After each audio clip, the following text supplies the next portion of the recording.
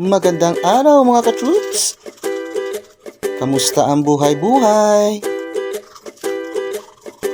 Tumatanda na tayo. Kamusta na ang mga kaibigan ko dyan sa Ipil Sibugay? Okay lang ba kayo? Magluluto na naman tayo mga ka-troops. Masarap mamuhay sa probinsya, lalo na't kasama mo ang mahal mo sa buhay. Hindi ko akalain na makakarating ako dito sa Batangas.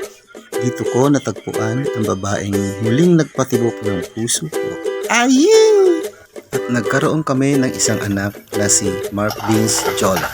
Minsan nag-aaway, minsan nagkakatampuhan. Anak mga ka-troops, lobo. Pero hindi namin pinapansin yun. Nagluto nga pala ako ng adobo mga ka-troops. Kasi ito ang paborito ng misis ko. Adobo.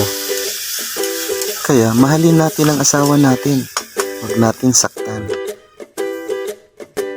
Pag nagbunga nga, palapos lang sa pikas dalunggan. Kailangan mahaba ang pasensya mo at huwag mong pairalin ang mga pride mo para mas lalo pang tumibay ang pagsasama niyo. Kailangan lagi kayong masaya at magsasama sa hirap at ginhawa.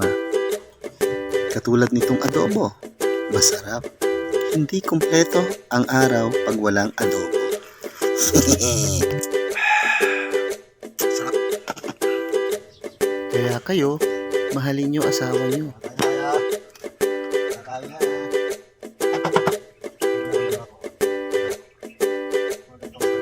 Yan mga ka-troops, luto na. Ready to eat na tayo.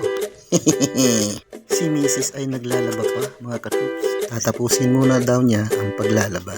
Kaya tayo mga ka-troops.